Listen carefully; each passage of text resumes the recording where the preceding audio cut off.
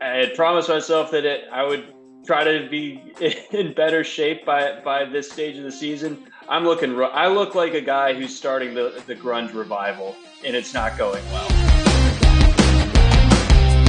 Hey, what's up, everyone? Welcome into Monkey Knife Fights College Football Week 12 preview show. I'm Dan Watkins. Joining me, as always, the great John McKechnie of Rotowire.com. John, week 12, we got a week to go before rivalry week. We're getting like a little appetizer this week with USC-UCLA. We get a little Bedlam action this weekend as well, which I think no one is talking about because Oklahoma is just so down. But what are you looking forward to this week?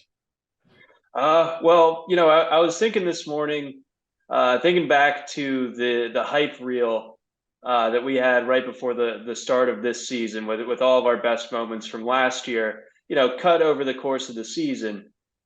And I thought to myself, wow, that hilarious stuff all the way through, like A plus. But I also thought to myself, on a personal level, dang, the season looked like it was taking a toll on me at certain points last year. And as I sit down today, I had promised myself that I would try to be in better shape by this stage of the season. I look like a guy who's starting the grunge revival, and it's not going well. Hey, I like it. I respect it. I mean, last year, man, you're going through your first national championship run as a fan of the Dogs. I remember that Monday morning when we wake up and I'm looking at you were just like, you look like you've just been like cramming for an exam, waiting for that national championship game. But I think, you bring up a good point, though, because it's like we're kind of in style points weekend here this weekend for a lot of these teams. Like Tennessee's got to put on some style points if they want to climb into that top four. USC definitely needs to put up some style points as we go forward here. But what do you make of the committee and what they've ranked this so far this week? I mean, the top five remains unchanged. I think that the committee has it right now with Georgia, Ohio State, Michigan, and TCU. And I know that there's hand wringing about TCU, and we're not used to seeing them here at this stage of the season. But you know what? They're one of the four undefeated Power Five teams, one of the four undefeated teams, period. So I think that they are absolutely deserving, if the playoff were to start today, to be in there. I'm glad you brought up UNC because I was looking at some of the futures and the odds for the national championship. They're still on the board. They are the biggest dog right now, still left on most sports books. I think they're like plus 13,000 or something like that to win the national championship. But the guy we're going to be talking about a lot next year is Drake Maye. How do you feel about this kid right now? And if he was at a better school playing, would he be getting more hype for the Heisman? Yeah, he definitely would. It's been such like an unremarkable year for UNC, at least as far as the attention that they've been getting is concerned. And I know they kind of started out slow, despite not losing those games. They looked shaky against Florida A&M. They looked shaky against App State. Although that game gave us like one of the best games of opening weekend. A handful of other times where they didn't look all that impressive. But Drake Maye, for his own part, has been tremendous all the way through. And, for all the defensive deficiencies that UNC has, Drake Maye has basically made them not matter with how good he is, both on the ground and through the air in particular. And, they've got Josh Downs, but it's been kind of like not a ragtag bunch at receiver, but, certainly not a bunch of household names that he's working with necessarily. So I was kind of starting to get ready to put the Mac Brown era to bed after September, but he's turned in a pretty strong coaching job here to get them to this position where they're 9-1 heading into week 11. I'm really interested to see how this kid's career is going to pan out because it's already getting to the point where people are talking about like, oh, in 2024, this is the guy. Next season, NFL teams are going to be tanking for this guy because that just always works out so well whenever we get to that point. Like it brings up memories of like Jake Locker at Washington from all those years ago. Matt Leinart, remember junior year Matt Leinart? I don't think anybody had it better than junior year Matt Leinart at USC. Yeah, I got into some internet fights about Drake Maye getting anointed already. I'm like, we do this every year, and it's always with guys who literally aren't draft eligible. So it's just a cutesy little game to play. Like, Brett, and even though it's empirically true that Bryce Young would have been the first quarterback selected last year, it's like, yeah, it's just an annoying kind of lazy. There's no accountability behind it. Would Drake maybe the first quarterback off the board if he was eligible this year? Type of discussion. It's always selling you this bill of goods down the road, basically. So I'm not saying I'm exhausted of it, because I think in Maye's case, you can pretty clearly see why he can, have the tools to succeed at the next level. But boy, howdy, it's always, and I'm guilty of it too as like a draft guy, but it gets a little bit slow and annoying when it's just like, oh, this guy's fine, but next year, what's in this mystery box type of thing. Yeah, don't tank yet. Wait and save your losses for next season anyway. All right. Let's go right into 5 furious questions, John. Starting off, heading into week 12, what is the matchup you most want to see in the national title game? I'd like to see the Georgia Bulldogs take on the Ohio State Buckeyes. I think that's the most marquee matchup that we can get at this point, especially with Alabama being, basically out of contention for the title discussion. Georgia's been the best team all year. Ohio State, I think there's been an argument for them throughout, and there's always the chance that when they play their A game that no one can beat them. So I'd love to see that clash of like great offense versus great defense play out in the Natty out in LA. And I think that, Georgia's offense and Ohio State's defense, that neither of them get quite as much credit as they deserve either. Both are pretty elite. So I think that's the one to go with, even if it's obviously a chalky answer. It's definitely the one. I mean, it's felt like we've been on that collision course for these two since the start of the year, both ranked in the top 3 to start the season. In Ohio State, they're like the only school that has the first round picks all over the field that is going to be able to match up talent for talent with Georgia. I mean, Alabama would too, but Alabama, thank God they're done. Let's take a break for a year from Bama. Yeah, boohoo is right. Moving on. What are your thoughts on Sleevesgate at Texas A&M over the weekend? And for those of you who aren't familiar with this, if you happen to suffer through the Texas A&M Auburn game last Saturday night, you might have noticed that one of A&M's best receivers, Moose Muhammad, was not on the field. And then early Sunday morning, he starts tweeting out that he was benched because he was wearing arm sleeves, like the shooter sleeves. And apparently Jimbo and the coaching staff have a rule against arm sleeves for skill position players, saying that it leads to more fumbles. So that's a fascinating, brain genius. The only type of brain geniusness that we could really see from Jimbo Fisher is equating those shooter sleeves to fumbles. I'd love to see the data and the evidence surrounding that one. Pretty interesting stuff. But I mean, in a season that has had plenty of embarrassment for A&M, where they've lost to App State, which in my mind, not that embarrassing. App State, pretty great program. To having some other just terrible losses out there, the South Carolina locker room incident, and everything else in between. It's just all the cloud, all the hype coming in with that recruiting class, and it falling so fast onto its face. Of course, there's a sleeve gate on top of it all. I'm excited to see what these next 2 weeks looks like, because I'm sure there's still room for more calamity there for Jimbo and company. But at the same time, though, I don't get this rule, though, because there's been other games this season that Muhammad's had arm sleeves on. So I don't know if it's a cold weather thing that he's going for. I just don't get it. But why, with the season that Texas A&M has had, why would you, for any reason whatsoever, put your second leading receiver on the bench for a game when you need to get wins, especially if you're Jimbo Fisher? It's not like this is the NFL and you can get a better draft choice. You just got to get some wins, man. It's just getting ridiculous for Jimbo and the Aggies over there at Texas A&M. Moving on, question 3. Is there a lazier take in the country right now than the TCU hasn't beaten anybody? Well, I think that Vol Nation is real loud with that one, right? That we only lost one game, but it was to the number 1 ranked team, even though we totally thought we were going to beat them, but that's besides the point.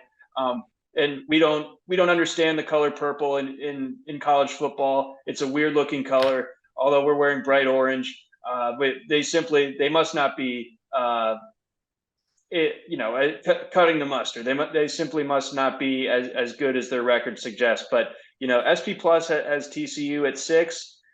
That's fine. That's obviously a lot goes into that metric, and it works out correctly in most cases historically. And it has Tennessee at 5, in fact, but TCU hasn't lost yet, and they play in a power conference, so I don't see what the big deal is. So they're they're legit. They've been legit. They've beaten who's been on their schedule all year, and yeah, I think that is a very like lazy, uninformed take to say that about the Frogs. Yeah, looking at you, Stephen A. Smith, on First Take the other morning this week. I mean, if you want to make it clear and obvious that you've not watched a second of college football this season, it's to just doubt TCU based on their schedule. They've beaten, what, 5 top 25 teams. They're tied for the most wins against teams that are currently in the playoff rankings at 2, just as many as Georgia has. I think their strength of record is number 1 in the country as well. So stop doubting the Frogs. They're going to be there. They'll probably get blown out and smacked around in the first round of the playoff, but they deserve to be there. So stop being lazy and watch some games, Stephen A. Moving on, the strongest conference in the country this year is it a cop out to say the SEC? I feel like it is, but the Big 12 and the Pac-12 have been great, but they've had so much parity within them to where it's made it really, really tough for them to look great. In the Big 10, I mean, Michigan and Ohio State occupying 2 of the top 3 spots. That's pretty strong. Penn State ranked as like the 7th best team per SP Plus. They've obviously had a couple tough losses, of course, to Michigan and Ohio State. But I think that the Big 10 East is the strongest division in all of college football. But I think overall depth, talent, top end players, and team resumes, I would still probably go with the SEC. Top to bottom, you go the SEC? I would. Look, Vandy even got on the board last week, so they're pulling their weight now. Well, there you go. There's always the good argument. If Vanderbilt scores, it means the conference is having a great year. All right, moving on. Let's talk about the Pac-12 here, John. It's basically Pac-12 week, as they are just on full display this weekend. You got those 2 big matchups: USC-UCLA, Utah, Oregon. The winners of both those games probably going to be meeting in the in the Pac-12 championship game in a couple of weeks. But the question is, as always, will the Pac-12 eat itself alive and ruin any of their playoff chances this weekend? Well, I'm of the opinion that UCLA is going to beat USC. So yes, I think that Oregon, that's such a brutal loss for them last weekend. I really felt like they would have had a shot. They were playing, some of the best football of any team across the nation leading into that game. Utah has disappointed me to an extent this year. I don't think that they are going to end up having the resume, even if they continue to kind of add to the Pac-12 cannibalization. But basically, it all comes down to that battle for Los Angeles. And I think that if UCLA wins, which I do, then the Pac-12 has removed itself from the conversation. All right. Yeah, it's going to be interesting. Let's get right into that game. USC at UCLA. It's an 8:00 kickoff Saturday night. The Trojans favored by 2.5 as they go across town, or to Pasadena rather. The over-under for this game is 76. Defenses need not apply for this one. The Rose Bowl, John, it's sold out. They removed the tarps, the USC lettering in the background, that's gone, so they could add another 17,000 plus seats. But there's been some a little bit of news heading into this game because, as well, we all know USC, UCLA, they're heading to the Big Ten in a couple of years. But did you see this proposed little rule here, or not even a rule, but just suggestion to save money, that the 2 schools, when they have to go play, I don't know, Rutgers or Purdue or someone away at Penn State on like a Tuesday night, that they might share flights across the country? I did see that. The consternation about travel and carbon footprint and the pushback that UCLA seems to have gotten from it specifically has been fascinating this week, because they're obviously under like the UC system and everything.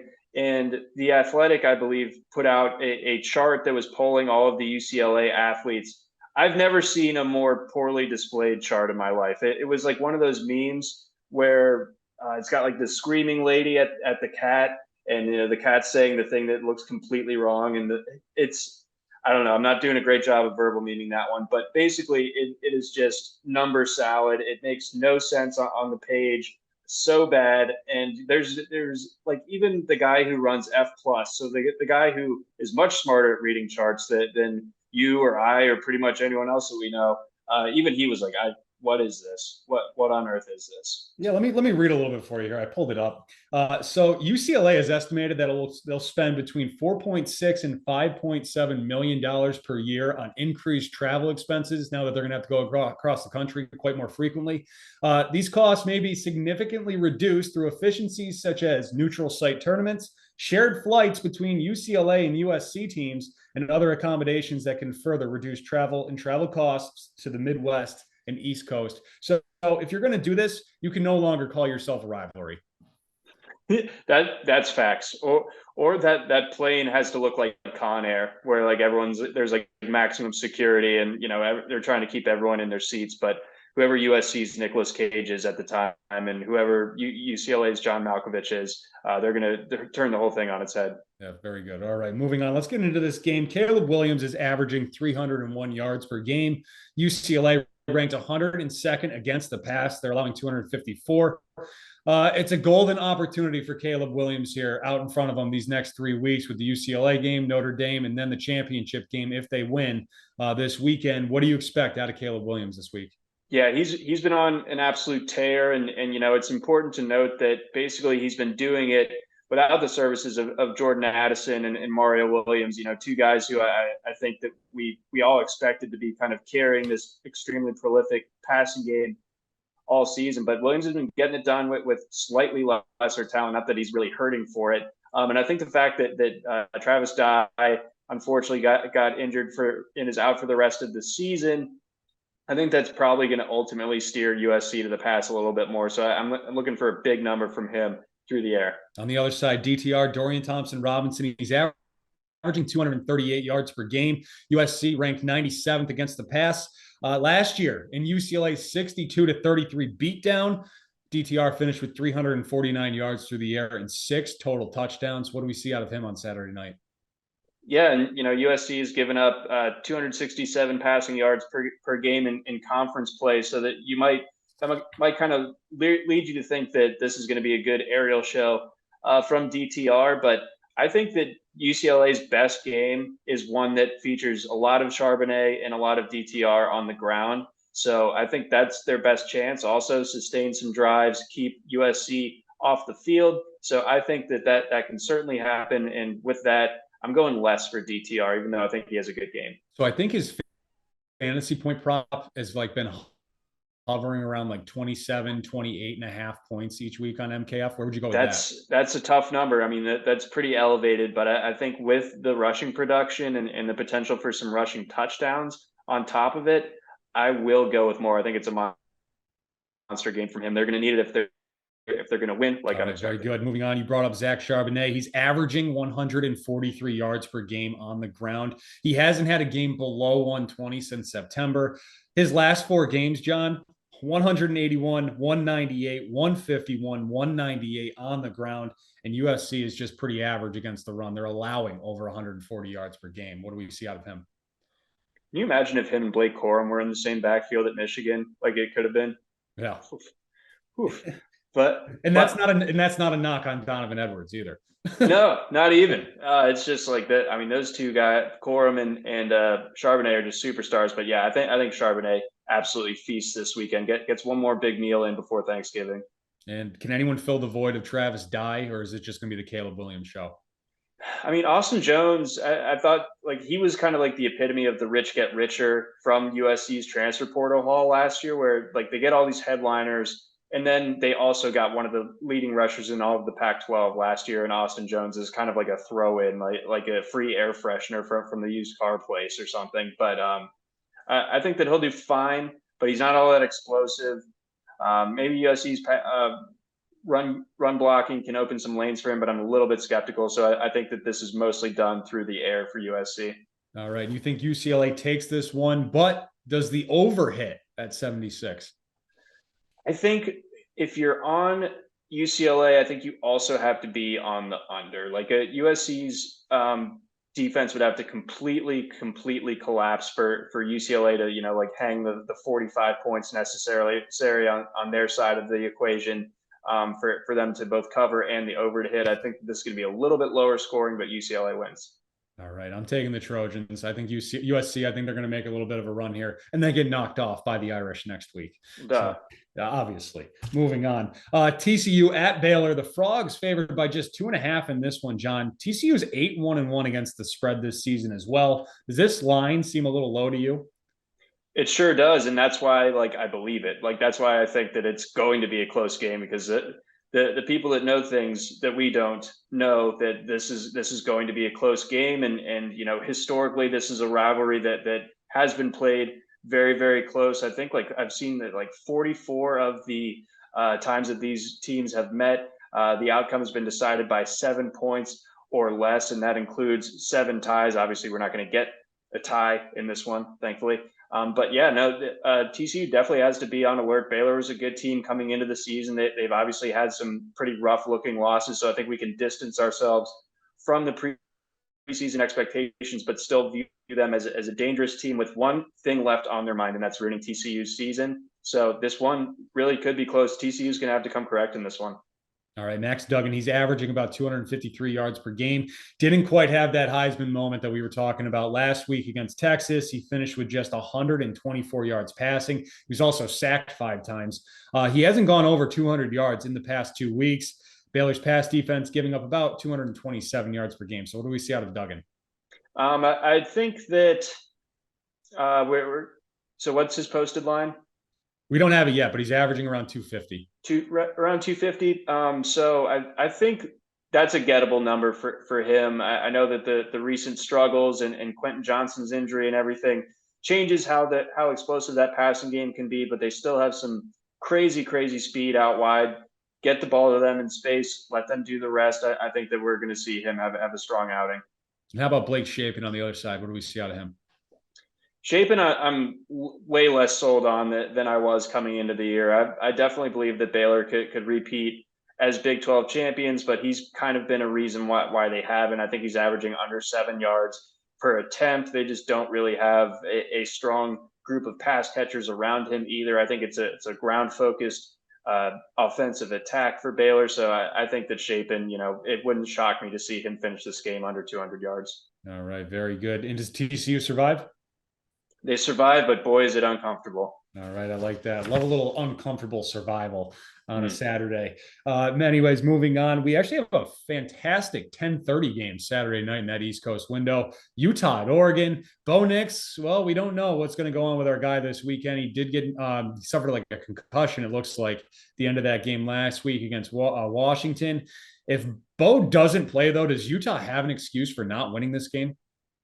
No, they really wouldn't. That would be like the letdown of all letdowns because Nix has been so great for Oregon, just really steering the ship for them offensively, and for them to drop down to Ty Thompson, who I know they liked coming into the year, but he ain't Nix. He's not someone that I think would be doing the same things as Bo if he was starting for the Ducks. So that this would be, that'd be a disaster spot for Utah if they were to drop this one and Nix wasn't on the field. So Cam Rising's averaging about 247 yards per game. Oregon ranks 127th against the pass. They're allowing 287 yards per game through the air. But last year against the Ducks, Rising finished with 170 and 178 in those two matchups. Utah just ran around.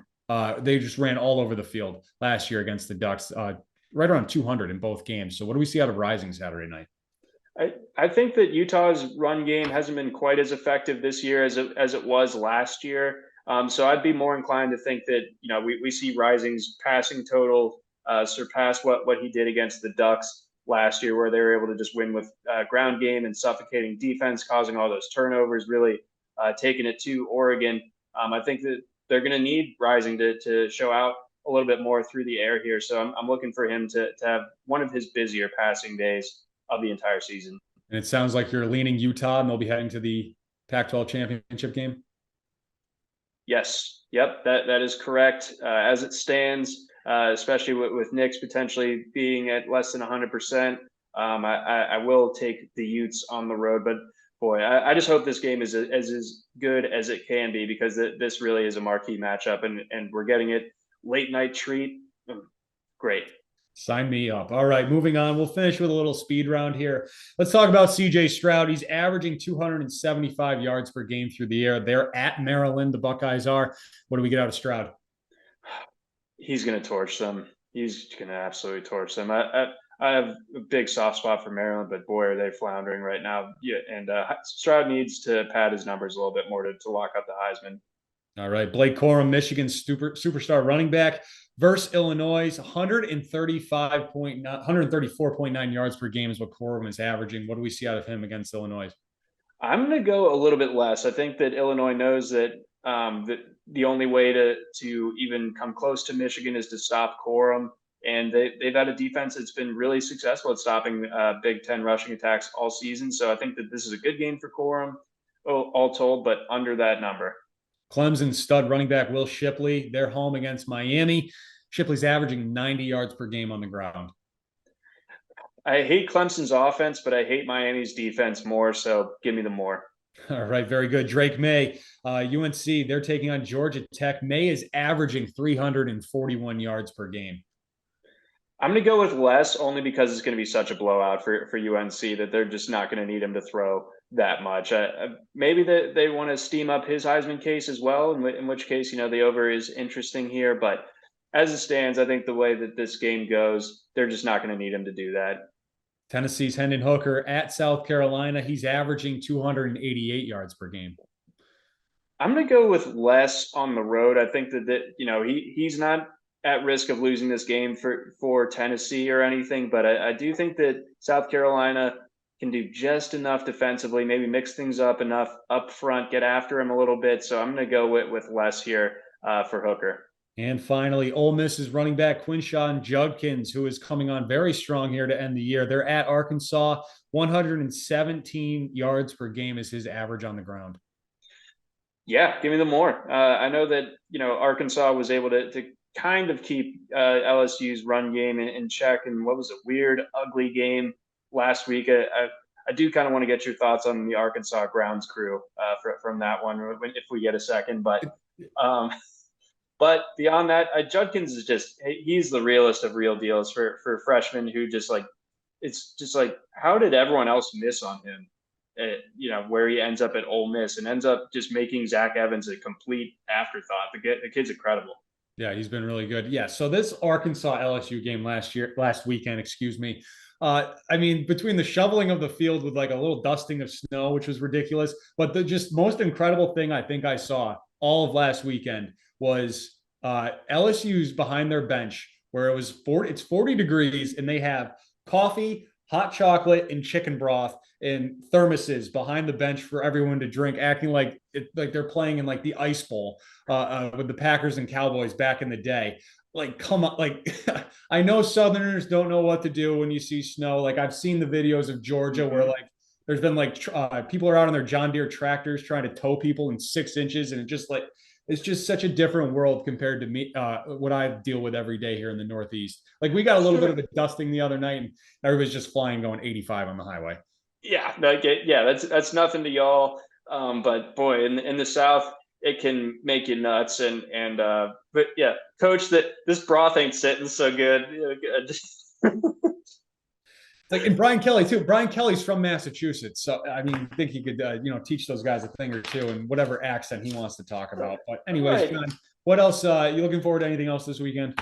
This is traditionally like the SEC bye week, so I don't think that there's a ton of like totally marquee matchups, at least from the Southeastern Conference. So yeah, the big game in the Big 12 and the Pac-12 are the ones that are kind of drawing the majority of my attention. Everything else, you just kind of have to hope for weird, I think, across the board elsewhere else to give us some entertainment, because most of the teams that are really in the hunt outside of TCU, I think, are going to basically be able to cruise this coming weekend. So just hope for some fun, entertaining funkiness. Hope that, maybe there's a dusting of snow somewhere else in the Southeast so the grounds crew can try their hand at maybe not pouring water on ice and seeing what happens.